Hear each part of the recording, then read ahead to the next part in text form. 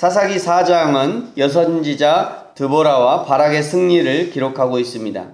드보라는 여선지자였고 드보라의 활동을 통해서 당시 이스라엘 남자들의 위축된 모습을 어제 살펴보았습니다. 드보라와 함께 동역하여 승리한 바락 역시 결국 승리했지만 900승의 철병거 때문에 마음이 녹아 쉽게 행동하지 못했던 것을 살펴보았습니다. 그러나 드보라는 그 저 북쪽 납달리 땅 게데스까지 도망가 있던 바락에게 그의 영향력을 미쳤고요. 전쟁을 수행하는 일에는 기꺼이 바락을 세워서 하나님의 일을 이루어가는 모습을 보았습니다. 우리도 이렇게 하나님의 일을 위해서 기꺼이 동역해야 됩니다. 하나님의 나라를 위해서 그리고 몸된 교회를 위해서 동역해야 되는 것이죠. 교회는 누군가 한 사람의 교회도 아닐 뿐더러 한 사람에 의해 움직이지도 않습니다. 그래서 주님은 교회를 주님의 몸이다 라고 말씀하셨죠. 몸은 머리가 필요하고 머리는 몸이 필요합니다. 우리 신체 중 어느 한 곳이라도 제 기능을 하지 못하면 정상적인 활동을 하기 어렵습니다. 그것이 교회라는 것이죠. 철저한 동역이 필요한 것이 교회입니다. 그렇게 해서 여선지자 드보라와 군대의 리더였던 바락은 동역을 통해서 하나님의 일을 이루었습니다. 오늘 17절부터는 또 한 명의 여성이 등장하는데요. 겐사람 헤벨의 아내 야엘입니다.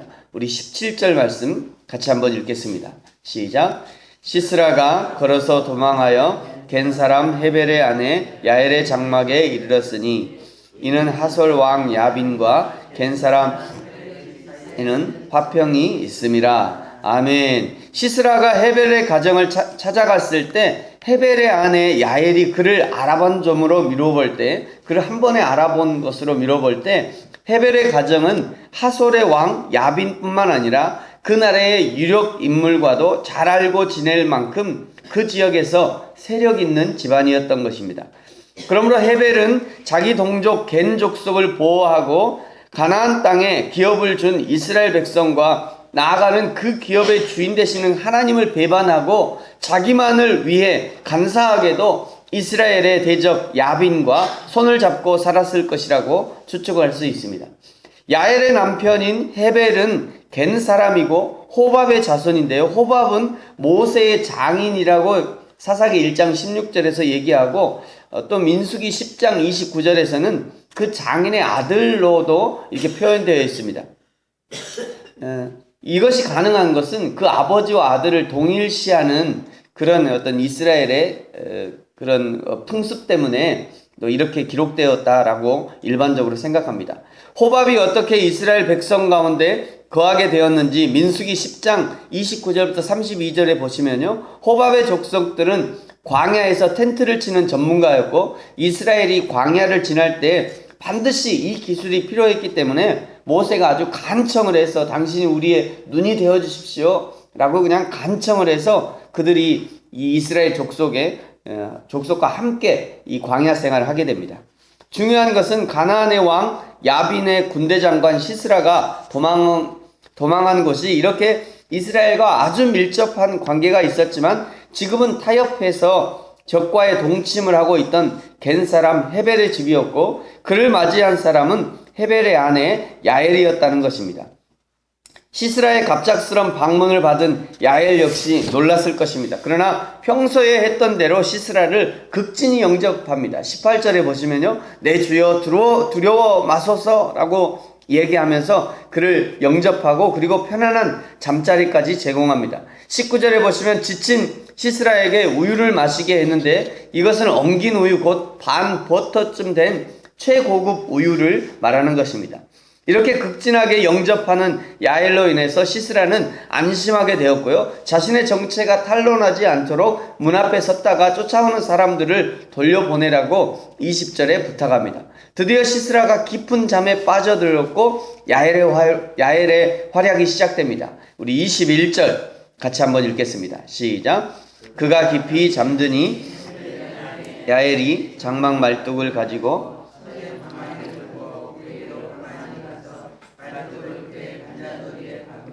말뚝이 꿰뚫고 땅에 박히니 그가 기절하여 죽으니라. 아멘. 이미 말씀을 드렸습니다만 야엘이 속한 족속은 텐트를 치는 전문가였습니다. 보통 광야에서 텐트를 치는 일은 여자들의 일이었기 때문에 그 거친 모래땅에도 박는 말뚝을 인간의 머리에 가장 연약한 부분이 이 관자놀이에 박아넣는 것은 쉬운 일이었을 것입니다.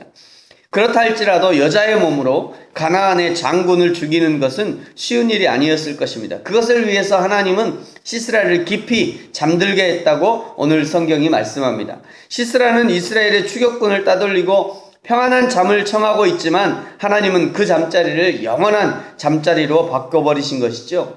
결국 22절은 드보라의 시절에 적을 물리치고 이스라엘을 구원해낸 최고의 전과가 철병거 900승에 눌려서 행동하기를 무서워했던 군대의 지도자였던 바락에게가 아니라 비록 이스라엘과 가나안의 접경지대에 살면서 간신배와 같이 목숨을 연명하고 살았지만 그러나 하나님이 한 번의 기회를 주실 때 그 기회를 놓치지 않고 이스라엘의 구원을 위해서 텐트에 말뚝을 내리친 여인 야엘에게 있음을 보여줍니다.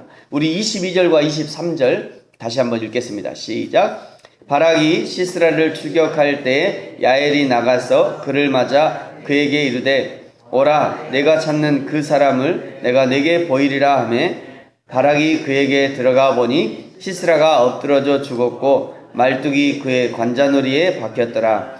이와 같이 이날에 하나님이 가나안 왕 야빈을 이스라엘 자손 앞에 굴복하게 하신지라. 아멘. 오늘 이 야엘의 사건을 통해서 보여주시는 하나님의 뜻은 무엇인가? 첫째는요, 하나님의 심판은 반드시 이루어진다는 것을 보여주십니다. 시스라가 야엘의 집으로 피하였을 때 시스라는 더 이상 이스라엘이 자신을 찾지 못할 것이라고 판단했을 것입니다. 그러나 거기 야엘이 덮어준 그 입을 깊은 곳도 하나님은 아시고 결코 심판을 늦추지 않으시는 것입니다. 사랑하는 성도 여러분, 반드시 기억하시기 바랍니다. 죄를 지은 인간이 숨을 곳은 아무데도 없습니다. 잠언서 15장 3절 말씀, 여호와의 눈은 어디서든지 악인과 선인을 감찰하시느니라. 시편 139편은 이렇게 고백하지요. 7절의 말씀입니다. 내가 주의 영을 떠나 어디로 가며 주의 앞에서 어디로 피하리이까? 내가 하늘에 올라갈지라도 거기 계시며 수월에 내 자리를 펼지라도 거기 계시니이다. 내가 새벽 날개를 치며 바다 끝에 가서 거주할지라도 거기서도 주의 손이 나를 인도하며 주의 오른손이 나를 붙드시리이다. 아멘. 성경의 마지막 요한계시록이 우리에게 보여주시는 것은 무엇입니까? 하나님의 심판의 말씀은 반드시 이루어진다는 것입니다.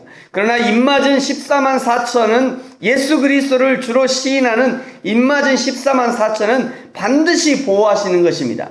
두 번째 야엘의 이야기를 통해서 보여주시는 것은요, 이스라엘의 구원은 반드시 이루어진다는 것입니다.